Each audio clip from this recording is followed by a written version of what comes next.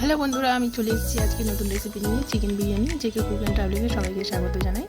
তো আমি আজকে বিরিয়ানিটা তৈরি করবো যে কোনো স্টাইল, কলকাতা বলেন, সাউথ বলেন, কেরালা বলেন, কর্ণাটক বলেন, যে কোনো ইন্ডিয়ান স্টাইল বলেন, আমি বাড়িতে তৈরি করবো। আজকে খুব সহজে ডায়েট রেসিপিও বলতে পারেন এটাকে। তো আমি এখানে 1 কেজি চিকেন নিয়ে নিয়েছি। তো আমি এটাকে ম্যারিনেট করবো। আমি চিকেনগুলো বড় বড় পিস কেটে নিয়েছি বিরিয়ানির জন্য। তো ম্যারিনেট করবো। এটাকে আমি 250 গ্রাম দই দিয়ে দিয়েছি ম্যারিনেটের জন্য।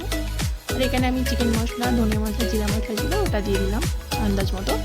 তো আমি এখানে গোটা মশলা ইউজ করছি, দারচিনি ইউজ করছি, গোটা মরিচ, গোটা লবঙ্গ, গোটা এলাচ। তো আমি এখানে পেঁয়াজ দিয়েছিলাম, বেরেস্তা, আর আদা রসুন নিয়েছিলাম, এটা দিয়ে দিলাম। এখানে আমি লবণ নিয়েছিলাম, ঝাল নিয়েছিলাম, হলদি নিয়েছিলাম, এটাও দিয়ে দিলাম। আমি 1 কাপ রিফাইন তেল ইউজ করেছি, আপনারা চাইলে মাস্টার অয়েল ইউজ করতে পারেন। আমি এখানে গোলাপ পানির সাথে ফুড কালার নিয়েছিলাম, আপনারা চাইলে দিতে পারেন, নাও দিতে পারেন। তো চলো আমি এটাকে 1 ঘন্টার জন্য ম্যারিনেট করে রেখে দেবো। আমি এটা 1 ঘন্টার জন্য ম্যারিনেট করে দেবো। ওপরে আমি চালটা ধুয়ে নেবো। তো আমি চালটা ধুয়ে নেওয়ার জন্য আমি এখানে বাসমতি রাইস নিয়েছিলাম 1 কেজি। তো এটা আমি 1/2 ঘন্টার জন্য ভিজিয়ে রেখে দেবো।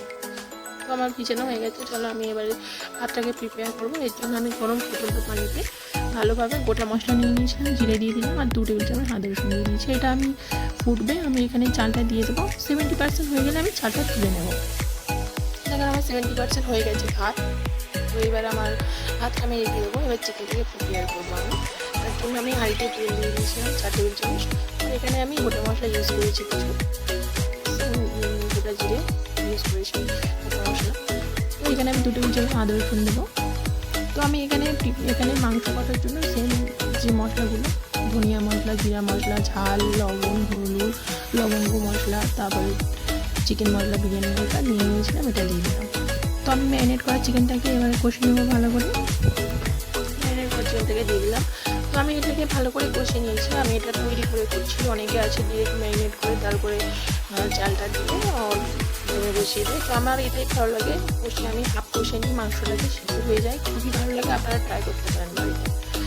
তো চলো আমার মাংস হয়ে গেছে, আমি এবার বিরিয়ানিটাকে সাজাবো। আমি এটা নতুন স্টাইলে করেছি। এখানে আমি এখানে দুধটা গোলাপ এখানে তারপর নিয়ে নিয়েছিলাম, আমার আলুটা সিদ্ধ হয়েছিল, ঘি, এখানে বিরিয়ানি মশলা আর গরম মশলা আমি একটু মিক্সড করে নিয়েছিলাম। তো আমি বিরিয়ানিটাকে হাঁড়িতে আজকে সাজাবো। তো আমি এর জন্য লেয়ার করে নেবো। আমি লেয়ার করে করেছি, আপনারা চাইলেন ধীরে ধীরে করতে পারেন, যেরকম চিকেনটাকে দিয়েও উপরে ডাইরেক্ট ভাতগুলো দিতে পারেন। তো এখানে লেয়ার করে করেছি যাতে সব কিছু ভালোভাবে মিক্সড হয়। আমি এরকম করে করি, আপনারা একবার ট্রাই করতে পারেন বাড়িতে। তো চলো আমি এরপর চিকেন দিয়ে দেবো, এরকম আরেকটা লেয়ার করবো আমি। তো আমার বিরিয়ানি হয়ে গেছে, আমি এটাকে 1/2 ঘন্টার জন্য দমে দেবো। 1/2 ঘন্টা থেকে 30 মিনিট থেকে 40 মিনিট দমে দিলে হয়ে যাবে আপনার। এখানে আমি দই দিয়ে দিয়েছিলাম।